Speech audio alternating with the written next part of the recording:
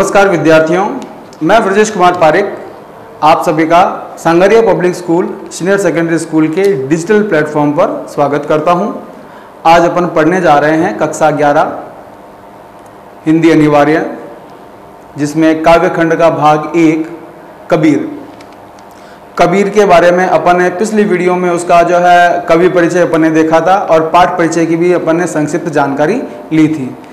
उसी के क्रम में अपन इस वीडियो में आगे अपन देखने जा रहे हैं पहला पद, जिसमें आपके कबीर ने बताया है कि परमात्मा ईश्वर क्या है, एक है, और उसके साथ ही साथ ये बताया है कि यहाँ पर जो है कण कण में वो विद्यमान है, जर्रे जर्रे में अल्लाह का नूर है, कण कण में भगवान विद्यमान है, और वो किस स्वरूप में है, ज्योति स्वरूप में, लाइट प्रकाश के स्वरूप में वो सर्वत्र विद्यमान है, और वो संसार में सब जगह जड़ चेतन सजीव निर्जीव सब जगह वो विद्यमान है। और उसके साथ ही साथ उसकी व्याप्ति क्या है, अद्वैत सत्ता। अद्वैत सत्ता का मतलब क्या होता है कि दो नहीं एक ही हैं, आत्मा और परमात्मा दो अलग अलग नहीं है, एक ही तत्व हैं।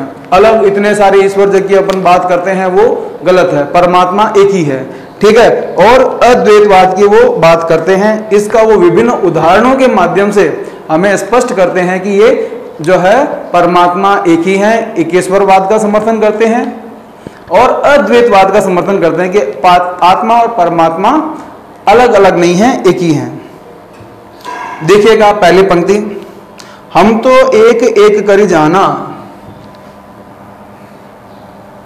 हम तो एक एक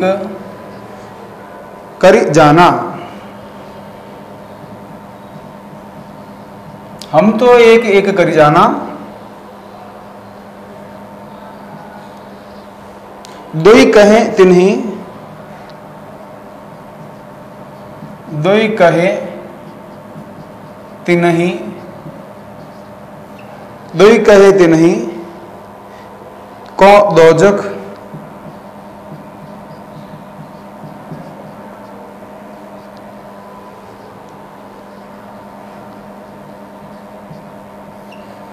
तिन्हीं को दोजख जिन नहीं न पहचाना।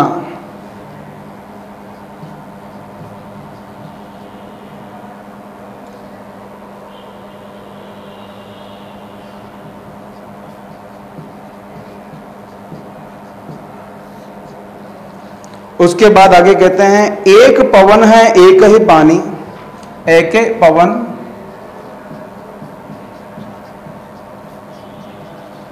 एक ही पानी,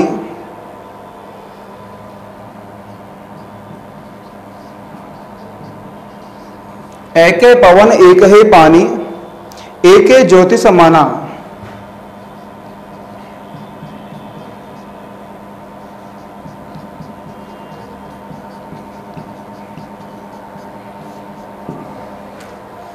अब यहां पर थोड़ा सा समझिएगा, कबीर किसका समर्थन कर रहे हैं?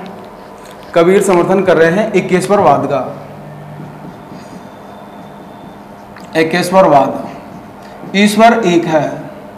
एक किसका समर्थन कर रहे हैं? अद्वैतवाद का। एकेश्वरवाद मतलब ईश्वर एक है, दो नहीं है, और अद्वैतवाद का मतलब क्या है? आत्मा व परमात्मा, आत्मा और परमात्मा दोनों क्या है? दो नहीं एक हैं। अद्वैतवाद, द्वैत का अर्थ होता है दो, मतलब नहीं, ठीक है, दो नहीं एक ही हैं। तो बात अपन करते हैं, हम तो एक एक कर जाना। हम मतलब यहाँ पे क्या है? कबीर कहते हैं, हम मतलब कबीर से, हम तो एक एक कर जाना। मैंने तो कहा कि परमात्मा और आत्मा क्या है? एक ही हैं, दो अलग अलग नहीं है, एक एक कर जाना, एक ही है, ठीक है। तो बात किसकी हो गई, एक ईश्वरवाद की भी बात हो गई और अद्वैतवाद की भी बात हो गई। दो तरह की बात ये करते हैं कि ईश्वर एक है और आत्मा परमात्मा एक है। तो हम तो एक एक करी जाना, दो ही कहे, दो ही मतलब दो, दो ही मतलब दो, दो ही कहे तिन्ही, तिन्ही मतलब उनको, तिन्ही मतलब उनको, दो ही कहे तिन्ही दोजक, दोजक मतलब क्या होता है, नरक, ठीक है, स्वर्ग और नरक, उर्दू भाषा का शब्द है दोजक, दोजक, दोजक का अर्थ होता है नरक। तो तिन्ही नहीं पहचाना, तिन्ही मतलब जिन्होंने, जिन्होंने इस बात को नहीं जाना है, जिन्हें नहीं पहचाना, जिन्होंने इस बात को पहचाना नहीं है, जाना नहीं है, वो कहां जाएंगे, वो आपके दोजक नरक में जाएंगे। अर्थात जो कहते हैं कि परमात्मा आत्मा अलग अलग दो तत्व हैं, ईश्वर अल्लाह गॉड है ना, वाहे गुरु, ये सब अलग अलग हैं, जिन्होंने इस बात को पहचाना ही नहीं है वे सब कहां जाएंगे, वो जाएंगे नरक में। मैंने तो इस चीज को जान लिया है, मैंने इस चीज को पहचान लिया है। ये पहचाना किसके कारण, ये हुआ है गुरु के कारण, गुरु के ज्ञान के कारण, गुरु का ज्ञान, गुरु का ज्ञान मिला, ठीक है, इसलिए इनको क्या कहा है, ज्ञानाश्रयी शाखा।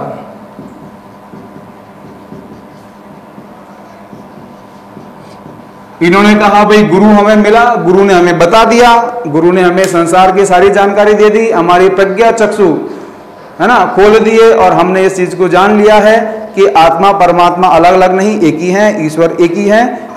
जिन्होंने इस चीज को नहीं जाना है वो कहां जाएंगे, दोजख में जाएंगे, नरक में जाएंगे।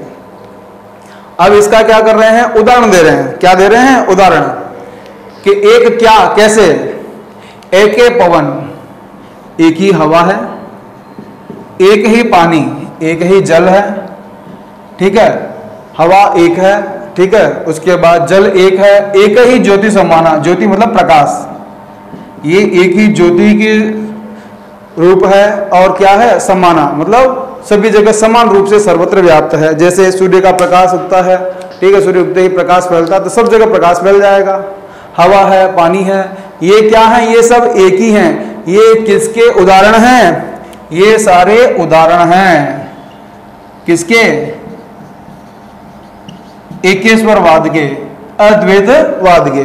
तो जो ये अपनी बात कह रहे हैं उस बात का क्या कर रहे हैं, उदाहरण सहित समझा रहे हैं कि मैंने एक बात कही एक है, कैसे उदाहरण दिया, एक हवा है, एक पानी है और एक ही प्रकाश ज्योति के स्वरूप में ये समाये हुए हैं।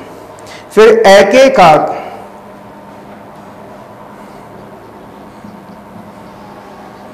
एके खाक,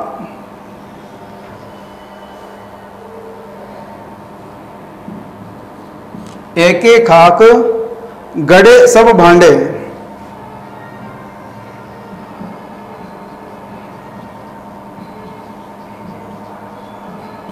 एक एक खाक गड़े सब भांडे, एक एक कौहर साना,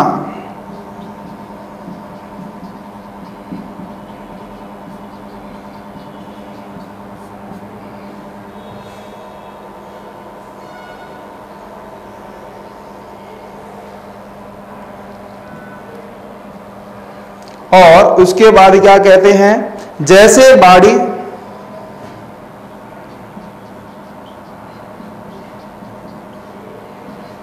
जैसे बाड़ी काष्ट ही काटे,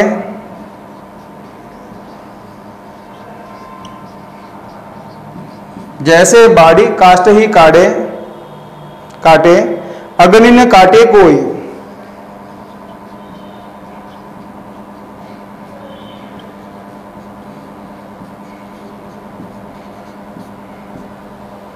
अग्नि न काटे कोई।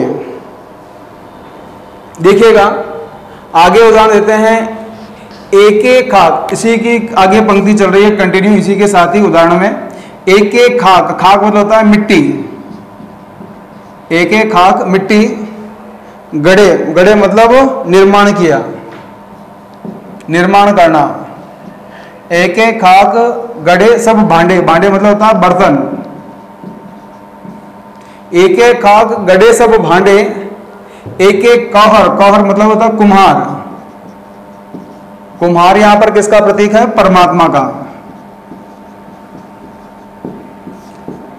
एक ही कौहर साना, मतलब क्या हो गया? एक ही कुम्हार ने सभी बर्तन, ये बर्तन किसके प्रतीक हैं? ये जीव का प्रतीक है, जीवों के प्रतीक है, कि जितने भी जीव हैं उन सब जीवों का निर्माण एक ही मिट्टी से। अब ये एक मिट्टी कौन सी है? पंच तत्व। ये किसका मतलब है? ये पंच तत्व, पंच तत्वों से इसका निर्माण हुआ है, जिसमें आपकी आता है हवा, पानी, आकाश, पृथ्वी और अग्नि। ये पंच तत्वों से इसका क्या हुआ है? निर्माण हुआ। तो यहां मिट्टी से मतलब क्या हो गया? पंच तत्वों से, जिसने क्या किया है? परमात्मा रूपी कुम्हार ने सभी बर्तन, सभी जीव जितने भी जगत में हैं उन सब का निर्माण एक ही मिट्टी से किया है। अब वो एक ही मिट्टी कौन सी है? पंच तत्व है, जिसमें हवा, पानी, है ना, आकाश, पृथ्वी, जल, ये सारे इसमें आते हैं। अब उसके बाद फिर एक उदाहरण देते हैं। जैसे ये बात बता दी अपनी, सिद्धांत दिया, ये सारा क्या है? ये आपका हो गया सिद्धांत। ये क्या हो गया? सिद्धांत। उसको प्रतिपादन करने के लिए एक और उदाहरण दे रहे हैं।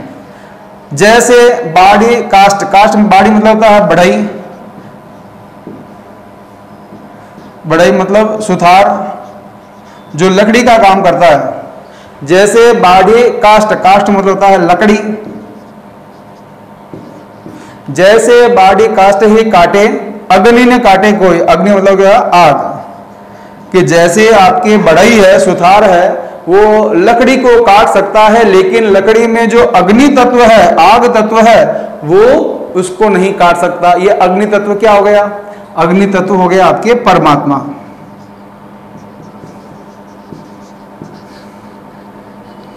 जिसे अपन ने किसमें? ज्योति स्वरूप बताया था। ज्योति स्वरूप में सब जगह विद्यमान है, उस परमात्मा को कोई जो है नुकसान नहीं पहुंचा सकता। अब ये बात किसकी करते हैं? जैसे ये तो हो गया आपका शरीर, और ये हो गया आपकी आत्मा, जो कि आपके परमात्मा का ही रूप है। तो कहते हैं कि जैसे आपके सुथार है, वो लकड़ी को काट सकता है, लेकिन उसमें अग्नि तत्व जो विद्यमान है उसे नहीं काट सकता। तो बात आती है कि भाई यहां पर लकड़ी से मतलब क्या हो गया? शरीर से। अग्नि से मतलब क्या हो गया? आत्मा से। और वो परमात्मा ज्योति स्वरूप सब जगह विद्यमान है, अतः उसको कुछ भी नहीं होता है। आत्मा के बारे में कहते हैं भाई आत्मा अजर है, अमर है। वो जो है उसको न तो जला सकते हैं, न वो जो है भीगती है ना, अजर अमर है। तो वो परमात्मा जो आत्मा स्वरूप में शरीर में विद्यमान है, जो ही आत्मा निकल जाती है तो ये शरीर क्या हो जाता है? एक मिट्टी के समान हो जाता है, कुछ हरकत नहीं करता। अभी जैसे बोल रहे हैं, सुन रहे हैं, सारे क्रियाकलाप हो रहे हैं, वो सब आत्म तत्व की वजह से हो रहा है। होता नहीं होता है? एक्सीडेंट हो गया, ये आत्म तत्व निकल गया, तो बाद में क्या है? कुछ भी नहीं। शरीर क्या है? मांस का पुतला है ना। तो ये सारी चीज, तो ये यहां तक अपने को देखना है। अब इसमें कुछ मैं आपको बताऊं व्याकरण संबंधी प्रश्न। तो एक ये जो आपके कौन सा अलंकार है यहाँ पे? एक तो हो गया आपके अनुप्रास अलंकार। कौन सा अलंकार हो गया? अनुप्रास अलंकार। दूसरा यहां पर कौन सा अलंकार हो गया? पुनरुक्ति प्रकाश।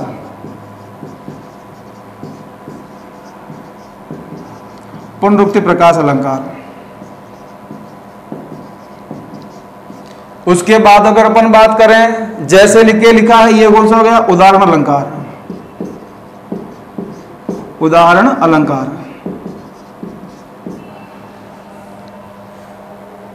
कविता के अंत में जाना, पहचाना, साना है ना, ये है अंत्य अनुप्रास।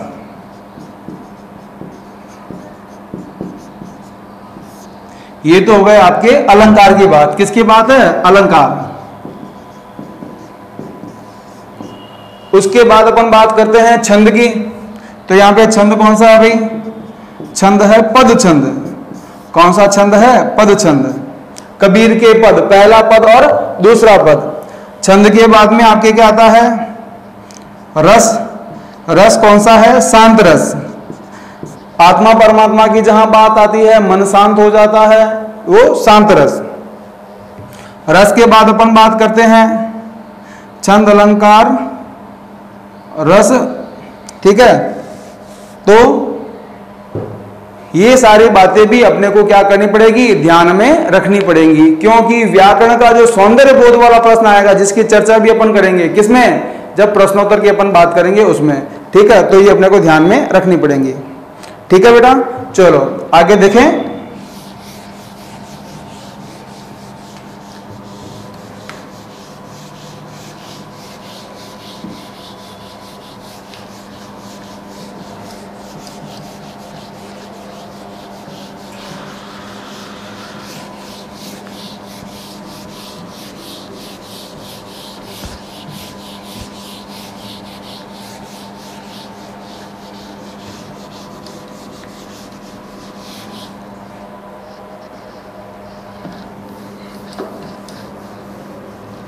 आगे अपन बात करें तो कबीर क्या कहते हैं, सुनिएगा ढंग से।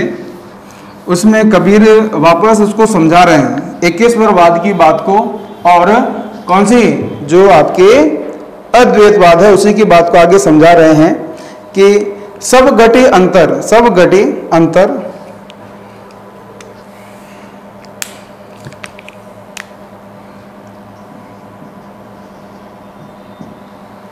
सब घटे अंतर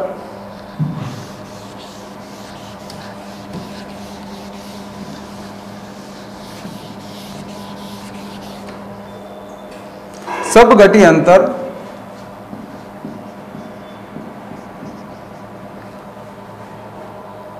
सब घटी अंतर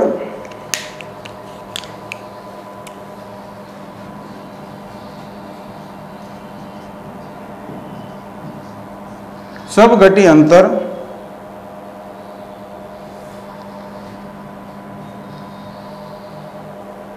तो ही व्यापक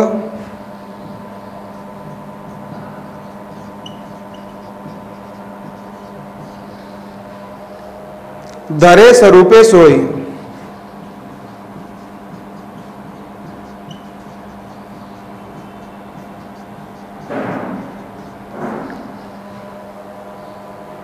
माया देखी के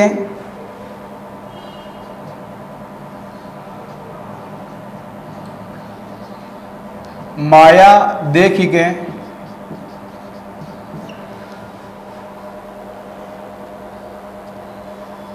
देखिए कि जगत लुभाना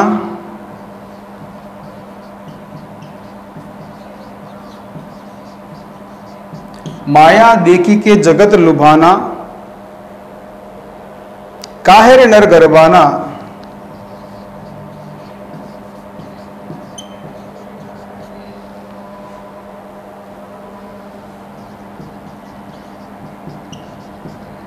काहेर नर गरबाना निर्भय भया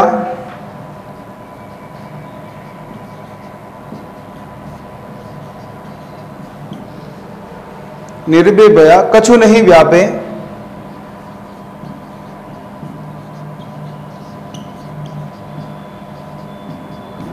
निर्भय भया कछु नहीं व्यापे कहे कबीर दीवाना।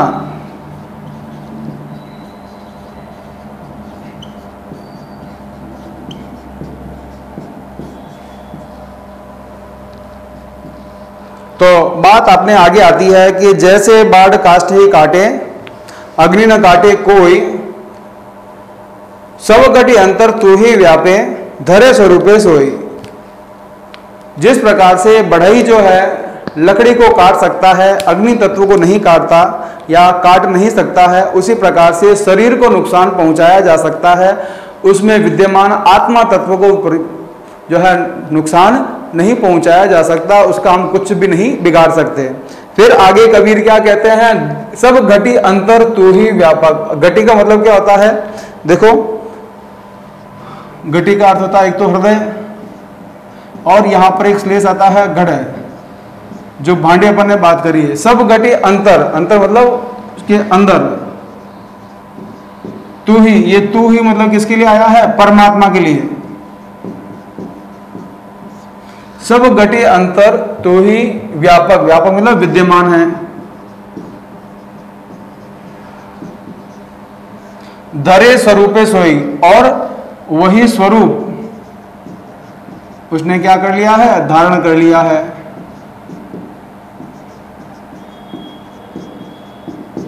अब जैसे अपन बात करते हैं, इस पंक्ति को समझिएगा कि सब घटे, घटे मतलब हृदय में, सबके हृदय में तुम्हारा ही वास है, परमात्मा विद्यमान है। और परमात्मा ने क्या किया है कि जैसा वो शरीर है वैसा ही उसने क्या कर लिया है, रूप धारण कर लिया है। जैसे मेरे अंदर जो परमात्मा है उसमें जो है परमात्मा ने क्या किया है, मेरा रूप धारण कर लिया। आपके अंदर जो परमात्मा है उसके अंदर क्या हुआ है, आपका रूप धारण कर लिया है। ठीक है, जैसे पानी है, पानी लोटे में डालेंगे तो लोटे के आकार का हो जाएगा, बाल्टी में डालेंगे तो बाल्टी के आकार का हो जाएगा, जग में डालेंगे तो जग जैसा हो जाएगा। तो जैसा बर्तन है वैसा ही वो क्या करता है, रूप धारण कर लेता है। क्यों? क्योंकि अभी अपन ने पहले, इसकी पहली पंक्तियों में अपन ने बात करी कि सब घटे एक ही खाक गढ़े सब भांडे, बर्तनों का निर्माण किया है। एक ही कौहर साना, एक ही परमात्मा ने सभी बर्तनों के निर्माण किया है। तो वही बर्तनों की अगर अपन बात करें तो जल उसमें जो डालेंगे वैसा स्वरूप हो जाएगा। लेकिन यहां भावार्थ क्या है, भावार्थ यह है कि सबके हृदय में आपका ही परमात्मा का ही वास है। दूसरी चीज, और इसके साथ ही साथ परमात्मा ने जैसा शरीर है वैसा ही रूप उन्होंने धारण कर लिया है। माया देखी के जगत लुभाना, लोग क्या होते हैं, माया, माया मतलब क्या होता है, मोह माया। जैसे रुपया, पैसा, धन, संपदा, इन सबको देखकर जगत मतलब क्या हो गया, संसार, संसार के लोग, मोह माया, रुपया, पैसा, माया देखी के जगत लुभाना, लुभाना मतलब आकर्षित होना। लोग क्या करते हैं, ये माया, संसार की जो मोह माया, रुपया, पैसा, धन, संपदा को देखकर उसकी ओर क्या होते हैं, आकर्षित होते हैं। और काहे रे नर गर्वाना, काहे रे नर गर्वाना, गर्वाना मतलब गर्व करना, घमंड करना।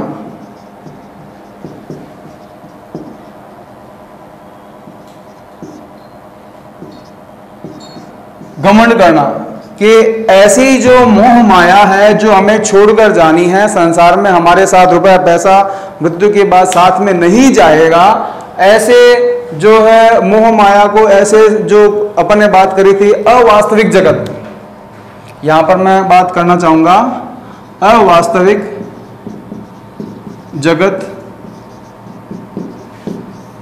जो आपके जीते जी अपन देखते हैं।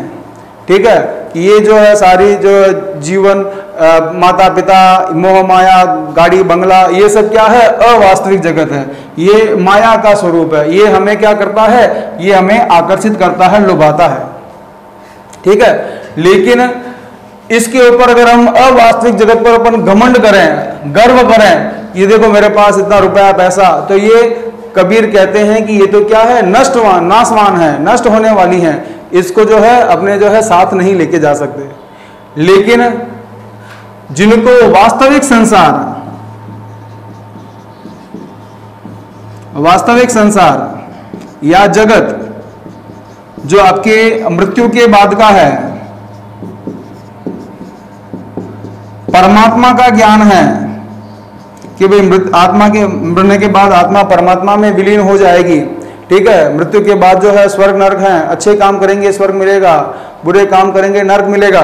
तो जिनको इसकी बात की जानकारी हो जाती है वो सब क्या हो जाता है, निर्भय हो जाते हैं, निर्भय, बिना डर के। क्यों? क्योंकि मृत्यु, सबसे बड़ा डर किसका होता है, मृत्यु का डर। ये मृत्यु तो उनकी खत्म हो गई साहब, आत्मा मरने के बाद परमात्मा में विलीन हो जाएगी, ये ज्ञान मिल गया। तो क्या हो गया, कबीर निर्भय हो गए हैं। क्यों? क्योंकि परमात्मा का ज्ञान उन्हें हो गया है, आत्मा मृत्यु के बाद परमात्मा में विलीन हो जाएगी। ठीक है, तो निर्भय भया कछु नहीं व्यापे। ठीक है, व्यापे मतलब अब संसार से उन्हें कुछ भी नहीं चाहिए, अब संसार में रहकर उन्हें जो है रुपया पैसा धन संपदा से कोई मोह माया उनका बंधन नहीं रहा है। कहे कबीर दीवाना, कबीर अपने आप को क्या कहते हैं, प्रेम दीवाना। किसके? परमात्मा के प्रेम दीवाने, प्रेम दीवाने। और किससे प्रेम हुआ है? परमात्मा से। तो परमात्मा के प्रेम दीवाने बन गए हैं, संसार से उन्हें कोई लेना देना नहीं है। और इस प्रकार से कबीर जो है अपनी बात कहते हैं कि ईश्वर परमात्मा एक हैं, ठीक है। उसके साथ ही साथ जो आपके अद्वैतवाद, आत्मा परमात्मा अलग अलग नहीं है, ईश्वर एक है, एकेश्वरवाद का समर्थन किया इन्होंने। और उन्होंने बताया कि वो जर्रे जर्रे में विद्यमान है, कण कण में विद्यमान है, ज्योति स्वरूप में वहां पे मिलता है। तो कबीर कहते हैं मैंने तो इस चीज को जान लिया है। दूसरा, जिन्होंने इस चीज को जाना नहीं है वो कहां जाएंगे? नरक में जाएंगे। तीसरी बात ये कहते हैं कि इसका उदाहरण देते हुए कि एक ही पवन है, एक ही पानी है और एक ही ज्योति स्वरूप वो सब जगह विद्यमान है। फिर आगे बात करते हैं कि एक ही मिट्टी से, पंच तत्वों से सभी जड़ चेतन सभी का निर्माण हुआ है, जिसमें अग्नि, पृथ्वी, आकाश, जल, है ना, और पृथ्वी, आकाश, जल, अग्नि, है ना, और वायु, ये पंच तत्व जो है इनसे इनका निर्माण हुआ है। तो ये एक प्रकार से मिट्टी हुई। और कौहर, कौहर मतलब कुमार, एक ही कुमार ने इन सबका क्या किया है? निर्माण किया है। यहाँ कौहर से मतलब है आपके परमात्मा से। अब उसके बाद क्या कहते हैं कि भाई जिस प्रकार से बढ़ाई है वो लकड़ी को काट सकता है, परमात्मा शरीर को नुकसान पहुंचाया जा सकता है, लेकिन उसमें जो अग्नि तत्व है, लकड़ी में जो अग्नि तत्व है, जो परमात्मा स्वरूप जो वहां विद्यमान है आत्मा, उसको कोई नुकसान नहीं पहुंचा सकते। इसी तरह से कहते हैं कि सबके हृदय में उसी परमात्मा का वास है और उसी परमात्मा ने जो क्या करता है, जैसा शरीर है वैसा ही वो स्वरूप धारण कर लेता है। फिर आगे कहते हैं कि सांसारिक लोग मोह माया को देखकर आकर्षित होते हैं, है ना, और उस पर घमंड करते हैं। कबीर को ये अच्छा नहीं लगता है। कबीर ये कहता है कि मृत्यु के बाद का जो संसार है उसे परमात्मा को जान लेना चाहिए। और ऐसा जानकर वो निर्भय हो गए हैं और अपने आप को क्या कहते हैं? परमात्मा के प्रेम के दीवाने कहते हैं। तो इस प्रकार से अपना जो पहला पद है वो यहीं पर समाप्त होता है। इसका भावार्थ और व्याख्या भी अपन ने देखा। आगे जो है वीडियो होंगे उसके अंदर अपन जो है इनके प्रश्न उत्तर पे भी अपन चर्चा करेंगे। अभी के लिए धन्यवाद।